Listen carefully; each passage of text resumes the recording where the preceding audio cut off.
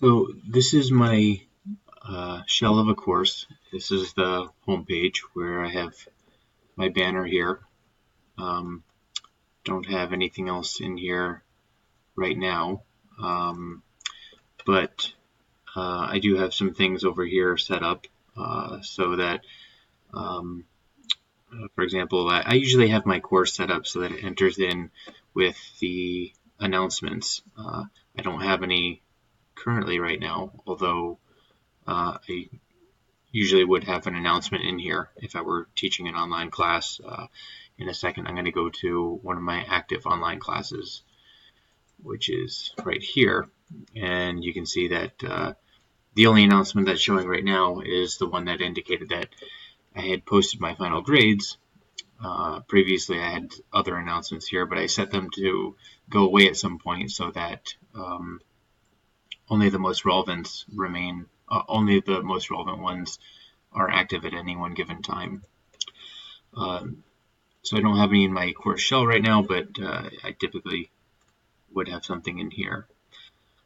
In the discussion area, I have some of the activities that, actually just one for right now. I always create a specific forum in the discussion board called, well, I actually have a couple different ones. Once again, I'll go to my regular course and look in the discussion board. The ones that I always have in here, and I think that this was discussed in the class itself, was that I have a section called Questions for Professor Myers, so that students who have questions can post them if they're not of a private nature in the forum, and then everyone can benefit from seeing them. So I do have a couple of unread ones because people have posted in the last couple of days asking questions about grades. But you can see that it was used 34 times in total. The discussion area for students specifically, which I created at the suggestion of some faculty members that were teaching a course on developing an online course. They had suggested that it's a good area for students to be able to communicate with each other without having to send individual emails. It's different from the Questions for Professor Myers forum because it's not one that is supposed to be for me to be able to monitor and respond to, but more of a place where students can just talk to each other. They tend not to do that all that much in my online class, but they do use the other one. The other one that I always have is the student introductions, and that's one that I do have in my current shell course here. I usually have this going on the first day of class as sort of an introduction, like you might do when you're going around the room in a regular classroom, introducing the class. And by the way, this I do teach completely online, so the course that I was working on developing throughout this workshop was for a fully online class. Okay, so that was the announcements. That's the discussion board. I do have my syllabus linked, hopefully. Yes.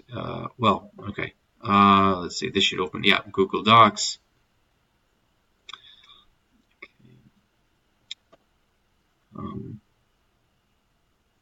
So here is my introductory psychology course syllabus in the Google Docs format. Pretty standard syllabus.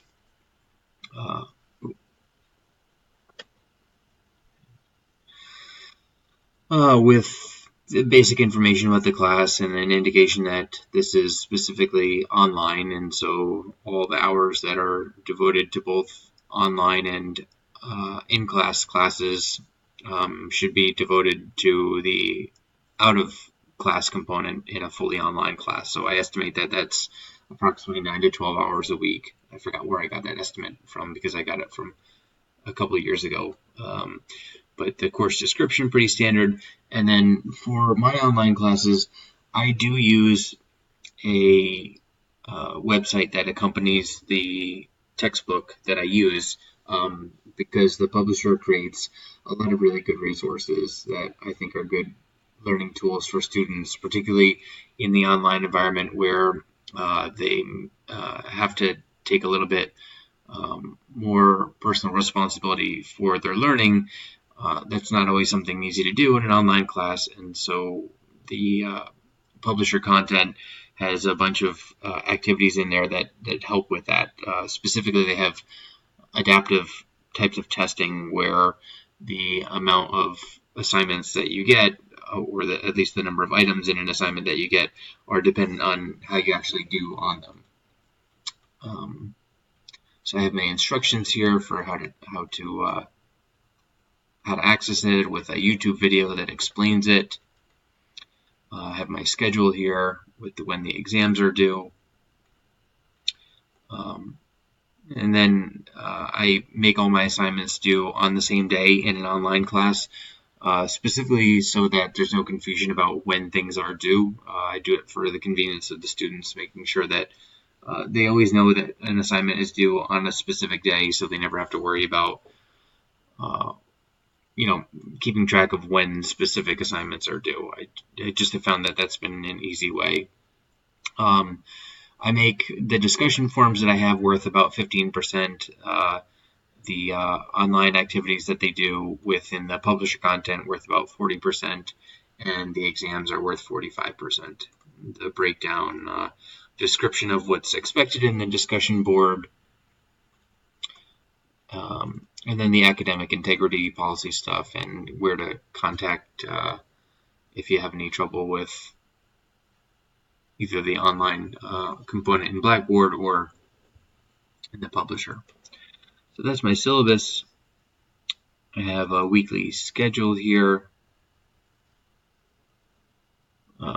where I have just a couple of things in here so far because this is all we did during the workshop, but I do have a couple of videos in here, and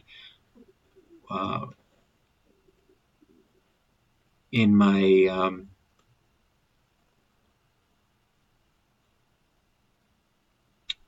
assignments, I typically organize them by chapter. One of the things that I really like that I'm going to use in my online teaching everywhere is what's called an e-learning readiness certificate assessment. This is something that was prepared by Queensborough Community College. Oops, I meant to open up the actual link. Oh, here it is. Okay.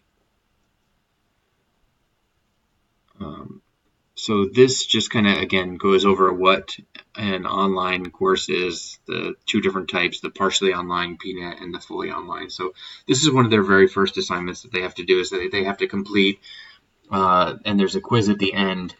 So again, this is not something that is only accessible by Queensborough students, which is one of the great things about it. But they have to do this e-learning suitability self-test just to determine whether it's an appropriate learning environment for a particular student. And like I said, I have different chapters here with all the assignment and content for each chapter, which is about 15. It covers one chapter per week. I have a Getting Started tab in my regular class, which again has that e-learning readiness program at Queensborough, an introductory assignment on how to use the publisher's content. So additional information on getting registered with that, since it is something you have to register for. And then I usually get rid of that Getting Started tab a little bit later on in the course. In my current course, I have the syllabus here, but it's in PDF format only. It's not in Google Docs. I do have lectures that I've created, one for each chapter, so essentially one a week. I embed the videos in Blackboard, but they're hosted in YouTube, so hopefully that'll load in just a second. Otherwise, I had created a couple of quizzes. This is in my shell course, but I also have a link specifically for, this is frozen because it's not loading. quite yet. Yeah, okay, it's frozen.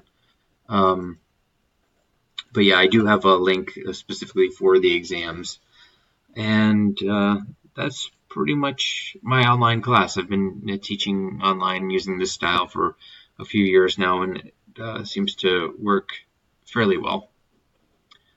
But I did learn a lot from participating in the workshop here.